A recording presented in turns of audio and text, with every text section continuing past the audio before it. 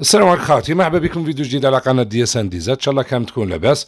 الفيديو هذا خاوتي جي نحكيو على العلاقات الفرنسيه الجزائريه واخر المستجدات. كما تعرفوا باللي مؤخرا راهو سياسيين كيسمى بزاف راهم يزوروا في الجزائر، واخرهم هذا اللي جاي وزير الخارجيه تاعهم مع وزير العدل ومكلف بالعدل في فرنسا بالمناقشه عفوا خاوتي قضايا بزاف. من بين القضايا خاوتي هذا على اللوبي الجزائري اللي هو موجود في فرنسا. راكم تعرفوا كاين واحد الاصابات سيرتو اصابه دي زاد مافيا هذه اللي راهي في فرنسا، اللي راهي دوكا ولات مسيطره على جزء كبير من فرنسا، ولا عندها خيوط حتى قال لك في المسؤولين الفرنسيين هما جاوا لهنا سيرتو على القضيه هذه. وهذه ماشي نهضرها فيها من عندي، هما هدوها مباشره. ودوك تشوفوا التقرير تاع قناه البي بي سي هذه على الرعب اللي بثت هذه العصابه. فما نقول لكم من بعد واش العلاقه بها تاعها بالجزائر وبالاعتراف تاعهم بلي مخايفين من الشيء هذا. شو معنا خاوتي؟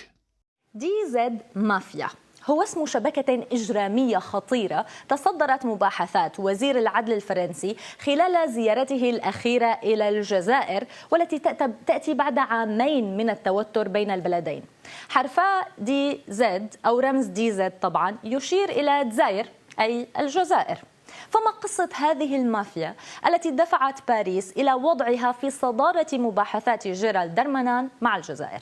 بحسب وسائل إعلام فرنسية رسمية مشاهدين، تسعى باريس إلى تعزيز التنسيق الأمني مع الجزائر للحد من نشاط هذه المافيا التي باتت عابرة للحدود.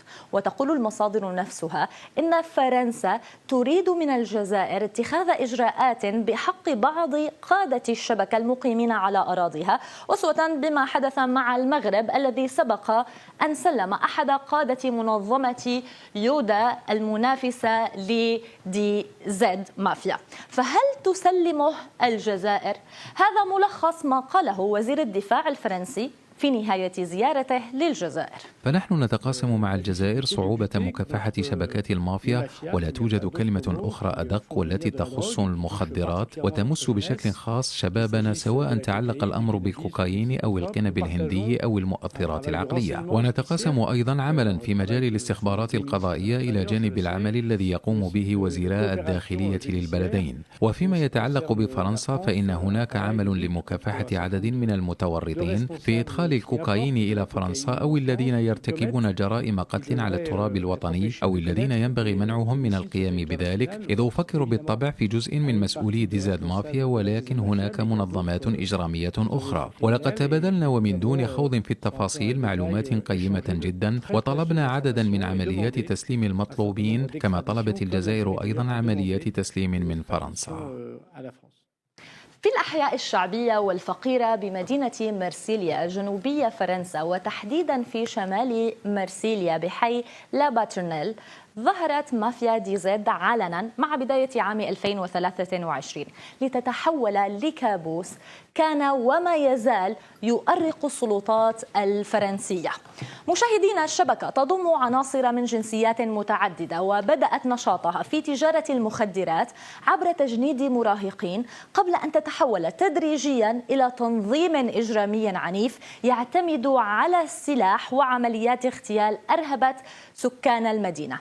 أما تيك فهو لقب مؤسسها مهدي العريبي، الذي ما يزال مطلوبا لدى السلطات مع ترجيحات بأنه يختبئ في الجزائر. خاضت دي زد مافيا حرب عصابات دامية مع المنظمة الإجرامية المنافسة يودا، وأسفرت المواجهات عن سقوط عشرات الضحايا قبل أن يتراجع نفوذ يودا إثر اعتقال 19 من قادتها، يتقدمهم زعيمها فيليكس بينغي المعروف بلقب القط، والذي أوقف في المغرب العام الماضي.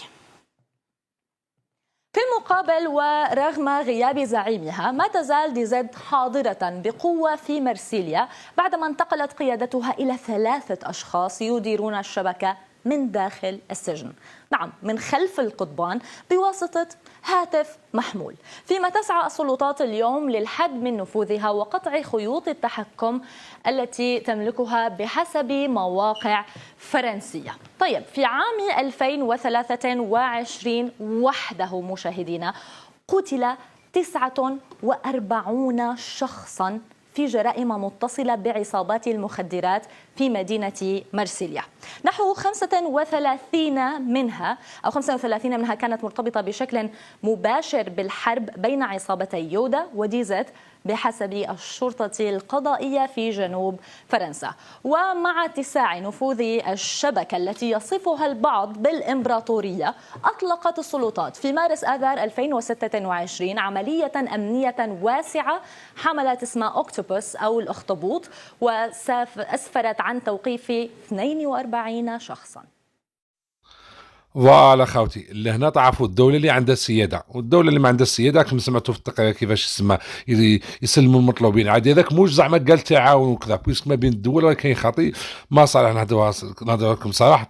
بيسك حنا ثاني عندنا مطلوبين بزاف في فرنسا، هما راهم موفرين لهم الحماية، كما تعرفوا خاوتي موفرين لهم الحماية. دوكا هما جاو باجدين من لهنا الجزائر باش يديروا زعما الصلح، باش يوليو زعما تعاون في القضاء هذا. نسلموا لكم مطلوبين وانتم تعاونونا في كما في العصابه هذه تاع ديزاد مافيا اللي يقول لك اللي كاين اعضاء منها من لهنا في الجزائر يسمحوا يقضوا عليها بويسك ولا تشكل لهم خطر بزاف. مانيش نقول لكم دوك انا الجزائر تمول في زعما عصابه كيما هذه ولا كذا، بصح كاين امور الدوله على بالها، كاين امور كي تهز يدها على امور تولي فرنسا تعاني بزاف. راكم تعرفوا دوكا اللوبي الجزائري في فرنسا راهو كبير بزاف، وماناش نقولوا فيه زعما من فراغ. راكم شفتوا التقرير تاع قناه البي بي سي، ودوكا نعطي لكم فيديو من الاعلام الفرنسي بعد هما يقول لك انا نخافوا من الجزائر بويسك الجزائر عندها دوله داخل فرنسا. من الاخر اتفرجوا الفيديو هذا نزيد نعلقوا عليه خاوتي.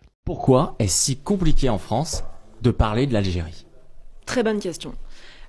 C'est compliqué en France de parler de l'Algérie d'abord parce qu'on a beaucoup d'Algériens sur notre sol et qu'on a peur. فوالا كما تدان هذه اللي هنا باش تعرف دوك الناس اللي راهي دوك ظلت كريتيكي وذوك المبردعين يقول لك فرنسا تتحكم وما هما اللي يجيو برجليهم. وزيد ماشي غير الملف هذا زعما تاع المطلوبين هذوما القضاء وتاع ملف ديزاد مافيا، لا هما دوكا ولاو الجزائر تضغط عليهم باش الفلوس هذيك اسمها الدراهم المنهوبين هذوك كامل في وقت العصابه اللي كاين جزء منهم كبير منهم او في فرنسا، واللي طالبت الجزائر في اكثر من 100 المهم في عدد كبير خاوتي باش تسترجع الدراهم هذوك والممتلكات. وفرنسا ما رجعت على المراسلات هذوك كامل. دوكا هو الوزير تاع العدل التعمية بعد فمو قال لك راح نحلوا الملف هذا، والصوار تاع الشعب اللي من حق الشعب الجزائري من الدوله لازم يرجعوا للجزائر. باش تعرف اللي هنا يسمى كي تبون يقول لك مانيش لعب ماهوش يلعب.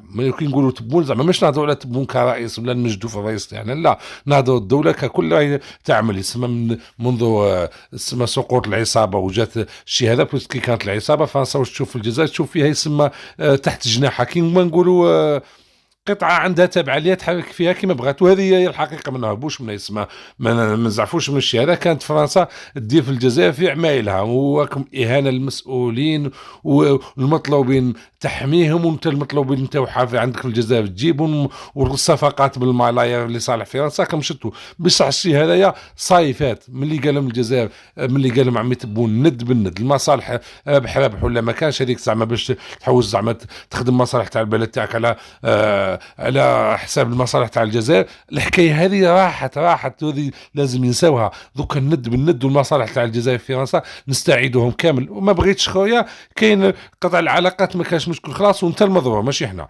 ليسونسيال خاوتي ما نطولوش لكم بزاف، خليونا راكم الموضوع ديونا جا الفيديو بارطاجيو ماكسيموم خاوتي، واللي مش مشترك في القناه تشترك. السلام.